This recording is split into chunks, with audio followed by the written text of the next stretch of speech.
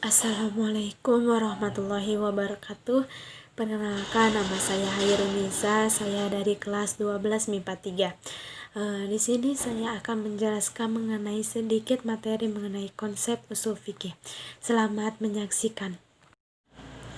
Sebelum ke materi, alangkah baiknya kita mengetahui dulu pokok-pokok atau poin-poin pentingnya. Yang pertama ada pengertian, yang kedua ada objek, yang ketiga ada tujuan, dan yang terakhir ada ruang lingkupnya.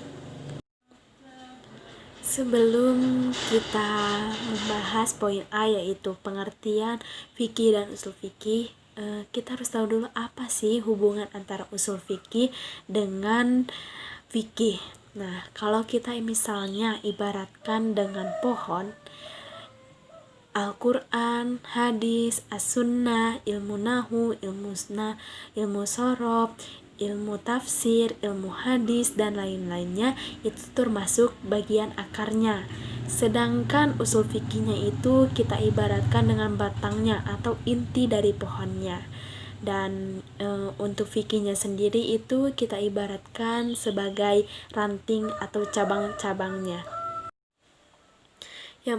Yang pertama yaitu mengenai pengertian fikih dan usul fikih.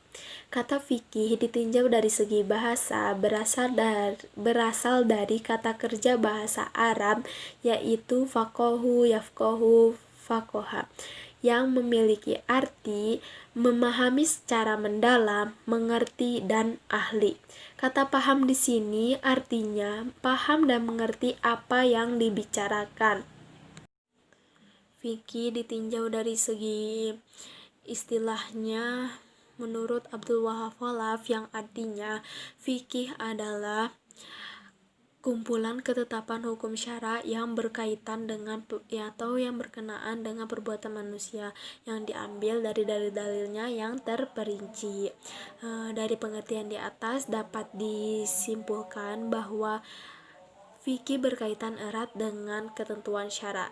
Apa sih itu ketentuan syara? Ketentuan syara adalah ketentuan hukum yang berkait atau yang terkait dengan perbuatan manusia dari berbagai aspek kehidupan.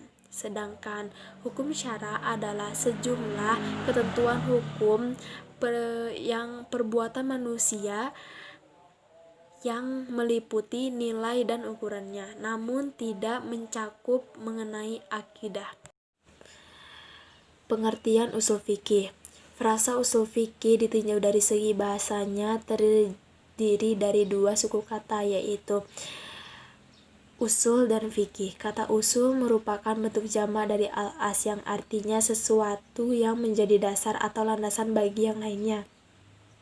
Sedangkan al-fiqh yaitu faham dan memahami secara mendalam.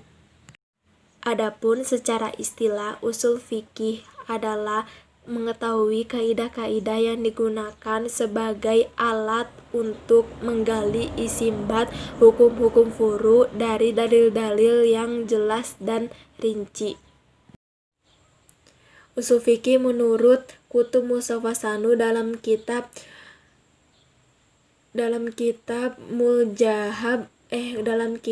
Mujam Mustalahat, usul fikih adalah kaidah-kaidah kuliah yang digunakan oleh seorang mujahid untuk memahami nas Alkitab dan al-sunnah.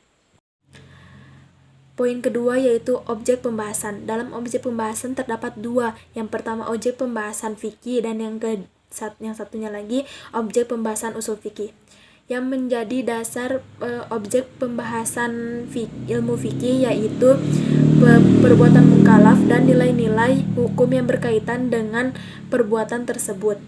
Di dalam perbuatan mukallaf ada dua macam ibadah, yaitu ibadah mahdah dan ibadah ghairu mahdah. Ibadah mahdah yaitu ibadah yang sudah ada ketentuannya dan syariatnya seperti puasa, zakat, sholat. Nah, sedangkan ibadah ghairu mahdah yaitu bersifat sosial atau antar sesama manusia, tetapi dalam melakukannya itu atas ridho Allah.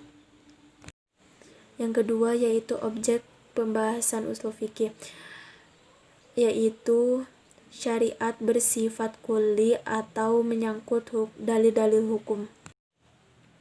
Poin yang ketiga yaitu tujuan mempelajari ilmu fikih dan ushul fikih. Yang pertama, tujuan mempelajari ilmu fikih. Sebagaimana yang sudah dijelaskan tadi, menurut Abdul Wahab Khalaf, jadi bisa dicontohkan tujuan dari ilmu fikih itu kita bisa mengetahui mana yang baik, mana yang benar, mana yang halal, mana yang haram. Yang kedua yaitu tujuan dari mempelajari ushul fikih. Seorang muslim akan dibawa pemahamannya tentang seluk-beluk tentang penetapan hukum dan dalil-dalil. Poin yang keempat yaitu menganalisis pertumbuhan dan perkembangan fikih dan ilmu fikih. Yang pertama yaitu pertumbuhan dan perkembangan fikih. Para ulama telah menetapkan 5 periodisasi. Yang pertama, periode Nabi dan masa kedatangan Islam. Yang kedua, periode sahabat dan para tabi'in. Yang ketiga, periode kodifikasi, tadwin fikih dan kematangannya. Periode yang keempat yaitu periode berhentinya ijtihad. Periode yang kelima yaitu periode kebangkitan. Yang terakhir yaitu pertumbuhan dan perkembangan ushul fikih. Ini sudah ada sejak wafatnya Nabi Muhammad SAW atau pada masa sahabat. Misalnya Umar bin Khattab, Ibnu Mas'ud, dan Ali bin Abi Thalib menggunakan logika atau aturan dalam menetapkan hukum. Sekian, wassalamualaikum warahmatullahi wabarakatuh.